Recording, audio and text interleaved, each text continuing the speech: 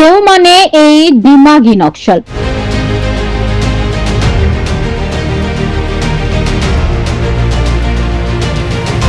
ଦେଶରୁ ଆମେ ଅସ୍ତ୍ରଶସ୍ତ୍ରଧାରୀ ନକ୍ସଲ ଦମନ କରିବା ପରେ ଏବେ ଦିମାଗୀ ନକ୍ସଲ ମାନେ ଅସ୍ଥିରତା ସୃଷ୍ଟି କରିବା ପାଇଁ ସୁଯୋଗ ଖୋଜୁଛନ୍ତି।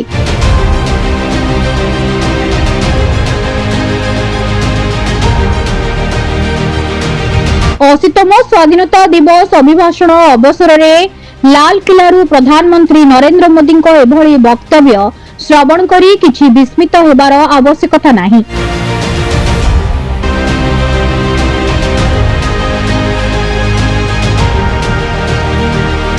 ପୂର୍ବରୁ ମୋଦିଜୀ ଅର୍ବାନ ନକ୍ସଲ ଆନ୍ଦୋଳନଜୀବୀ ଟୁକୁଡେ ଟୁକୁଡେ ଗ୍ୟାଙ୍ଗ ଏପରି ଅନେକ ନୂତନ ଶବ୍ଦ ସୃଷ୍ଟି କରିଛନ୍ତି ଯାହାକି ବିଜେପିର ଶବ୍ଦକୋଷରେ ଲିପିବଦ୍ଧ ହୋଇ ରହିଯାଇଛି।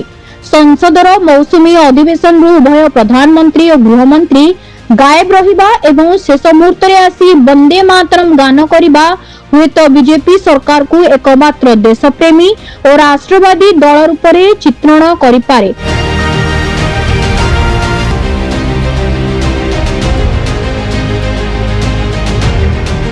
କିନ୍ତୁ ଦେଶର 60% ଊର୍ଦ୍ଧ୍ବ ନାଗରିକ ସାମ୍ପ୍ରତିକ ରାଜନୀତିରେ ବିଜେପିର ବିଫଳତା ଓ ଦମନମୂଳକ ଶାସନକୁ ପ୍ରତ୍ୟାଖ୍ୟାନ କରି ଗଣତାନ୍ତ୍ରିକ ପଦ୍ଧତିରେ ବିକଳ୍ପର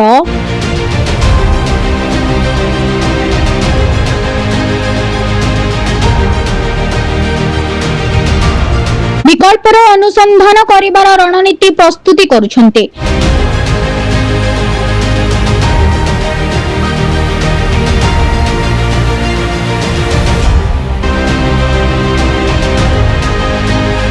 प्रथमे सुप्रीमकोर्टर मुख्य न्यायाधीश कॉकरोच पार्टी को जन्म देले, एबे खोद प्रधानमंत्री दिमागी नक्सल को प्रेरणा देछन्ते। समग्र देश रे शिक्षा व्यवस्थार अधोगति, पुलिस रो दमन लीला, बेलगाम दरदाम, धार्मिक उन्मादना, बेरोजगारी, राम मंदिर चांदा चोरी, विफल विदेश नीति, टंकार अवमूल्यन, ऋण बोझ, टिकस माध्यम रे शोषण, नारी निर्यातना अपराधी को संरक्षण आदि प्रसंग गुड़ी को एड़ाई जिबा आउ संभवपर हेबनी। हुए तो बीजेपी तथाकथित नेता माने यह उपलब्धि करि पारिछन्ते। साधु संत माने मध्य हिंदुत्ववादी मुखा पिंधिथिबा क्षमतालोभी बीजेपी आरएसएस रो प्रकृत परिचय जानी गलेनी।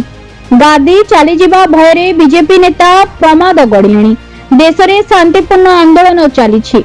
विरोधी दल जेन अल्फा देशर समस्या उपस्थापन करुछन्ते।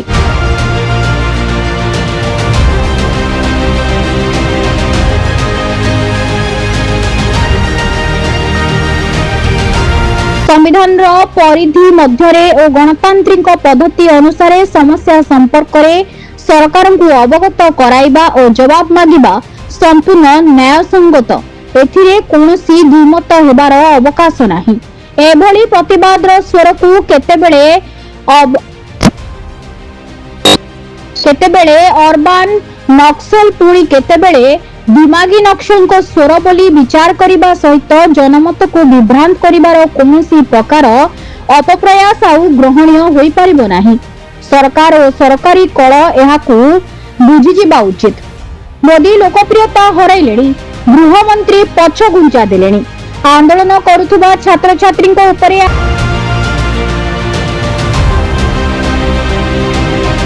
अमानुषिक लाठीचालना, पेलेट गन व्यवहार, एपरिकी व्यवहार AK-47 बंदूक चलाइबा पई अनुमति किए देइतला?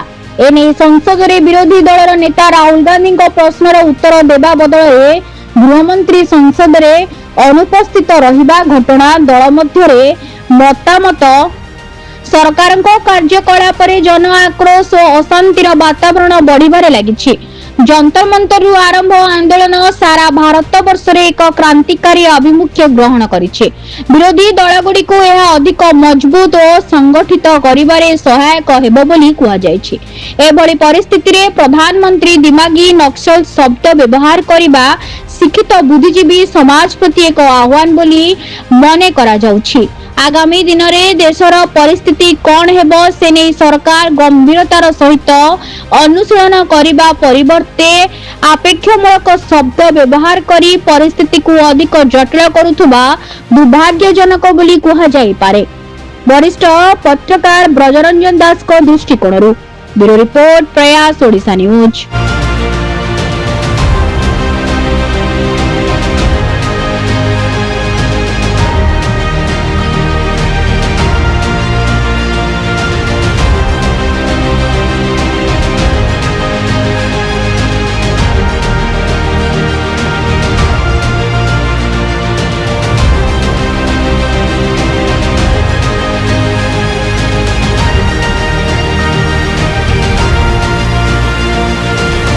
रिपोर्ट प्रेस सोर्स न्यूज को अपडेट पाई शेयर लाइक सब्सक्राइब करूँ। अधिक खबर पाई www.prayersourcenews.in सर्च करूँ। धन्यवाद।